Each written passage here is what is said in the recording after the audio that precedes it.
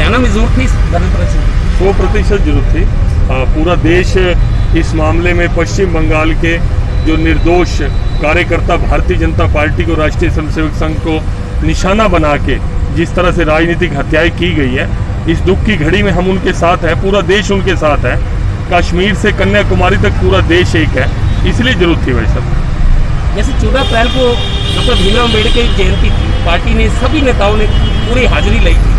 जैसे आज लोग भी आप धरने प्रदर्शन अपनी ड्यूटी के हिसाब से कर रहे हैं, लेकिन कुछ लोग महसूस करें कि कोरोना काल में जिस तरीके से जनता बहुत परेशान है, अस्पतालों में, सरकारी जो लोग बीजेपी के नेता एकजुट होकर उनकी भी मदद करें इस तरह की। मैं आप किसी भी हॉस्पिटल में जाइए, भारतीय जनता पार्टी के कार्यकर्ता और राष्ट्रीय स्वयंसेवक संघ के कार्यकर्ता, चाहे करनाल हो चाहे पानीपत हो, पूरी लोकसभा क्षेत्र में लगातार निरंतर ऑक्सीजन की कमी ना हो, बेड की कमी ना हो, दवाइयों की कमी ना हो, निरंतर इस काम के अंदर लगे और जीवंत रूप से प्रत्येक कार्यकर्ता जुड़ा हुआ है। और आप देख रहे हैं कि यहाँ धरने पर भी केवल 5 कार्यकर्ता ही धरना पर बैठे हैं, जैसा कि पार्टी ने तय किया। कोई कार्यकर्ता डिस्टर्ब ना उस सेवा कार्यों में, और ये भी केवल सांकेतिक 2 घंटे के लिए, 2 घंटे के लिए उस दुख में, उस शोक में जो हमारे भाई हमारे से राजनीतिक हत्याओं के कारण से हमारे से बिछड़े हैं, उनके लिए और उसके विरोध में।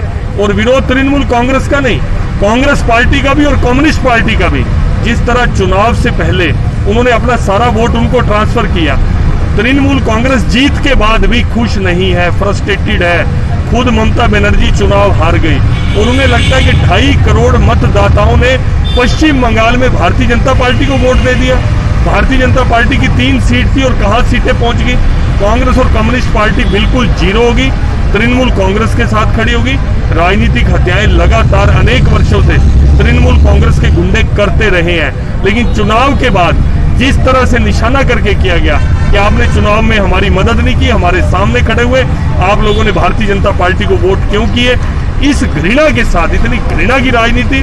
और घृणा की राजनीति चुनाव के बाद नहीं, चुनाव से पहले भी सीधा सीधा मुस्लिम समाज को संबोधित करते हुए कहा गया कि आप मुसलमान हो, आपको भारतीय जनता पार्टी को वोट नहीं देना। जिस तरह समाज को बांटा गया, ये बहुत ही निंदनीय है। ये लोकतंत्र का हत्या है, लोकतंत्र पर धब्बा है। इसीलिए सिंबॉलिक ये 5 कार्यकर्ता यहाँ पर विरोध में। बंगाल में विपक्ष की भूमिका में बीजेपी है, आपके पास मौका, रास्ते खुल गए बंगाल में। 100% सकारात्मक भूमिका में रहेगी 100% भारतीय जनता पार्टी सकारात्मक भूमिका में रही है। भारतीय जनता पार्टी केंद्र में लगातार दूसरी बार सरकार में है, हरियाणा में दूसरी बार सरकार में है, पूरे देश में आधे से ज्यादा स्टेट्स में भारतीय जनता पार्टी रही है। लेकिन कभी भी किसी के लिए भी बदले की कार्रवाई से, राजनीतिक प्रतिशोध से इस तरह का कार्य नहीं किया। दिल जीतने वाला और प्यार से दिल जीतने वाली भारतीय जनता पार्टी है, तभी आज दुनिया का सबसे बड़ा राजनीतिक दल भारतीय जनता पार्टी है। सर, चाहे यूपी और राजस्थान हो या पंजाब हो, इस कोरोना काल में सभी ने पत्रकारों को फ्रंटलाइन वॉरियर्स घोषित किया, हरियाणा क्यों नहीं कर पाया? नहीं, आपने ध्यान में ला दिया तो आपको कर देंगे। जब सबने किया, पूरे देश ने किया। मैं तो समझता हूँ कि जब प्रधानमंत्री ने, अभी तो ये कोरोना का दूसरा काल है, कोरोना वेव सेकंड है, फर्स्ट वेव में ही तभी हमने बार बार आपके मीडिया के माध्यम से मीडिया कर्मियों को कोरोना वॉरियर्स कहा, डॉक्टर्स को कहा, पैरामेडिकल स्टाफ को कहा, सफाई कर्मियों को कहा, सबको हमने कहा है।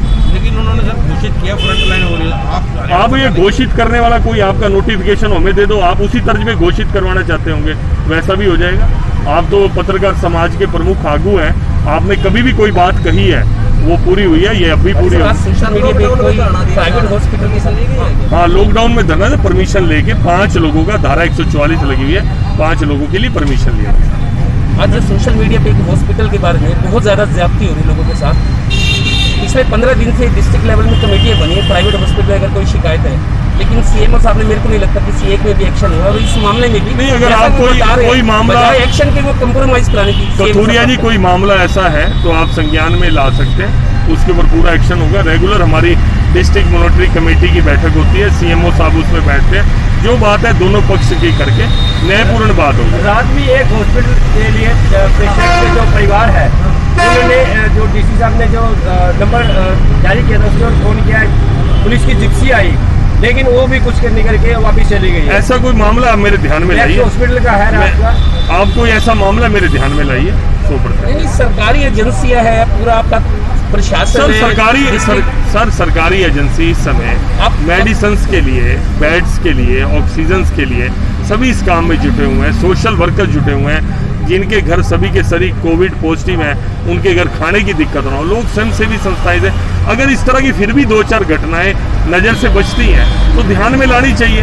हर एक का सल्यूशन है, इसमें कोई दो राय नहीं। इस काल में भी, संक्रमण काल में भी, इस दुख के समय में भी कई लोग पैसा बनाने के लिए आपके सामने ही हैं, आपके हमारे बीच में से ही लोग हैं जो नकली दवाइयाँ तक, जिन्होंने नकली इंजेक्शन तक बेच दिए।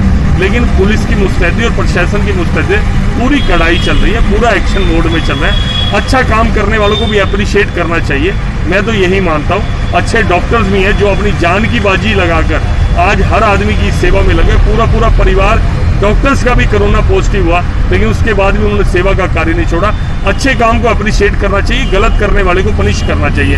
लेकिन एक ही रो में हम सबको नहीं कर सकते कि सब ऐसे हैं, ऐसा नहीं होना चाहिए। ठीक है जी, चुनाव से पहले योगी आदित्यनाथ जी ने बोला था कि टीएमसी के गुंडे बंगाल से भागते हुए नजर आएंगे, लेकिन अब मामला कुछ उल्टा दिखाई दे रहा है। बिल्कुल, गुंडों को तो भागना ही चाहिए, गुंडों को तो भागना ही चाहिए। योगी जी ने बिल्कुल ठीक कहा। जिस तरह उत्तर प्रदेश के अंदर जो क्राइम की स्थिति थी योगी जी के आने से पहले, योगी जी के आने के बाद गुंडे इधर उधर भागते दिखे, पलायन कर गए या जेलों में चले गए, इस तरह टीएमसी के गुंडे भी इसी तरीके से होना चाहिए।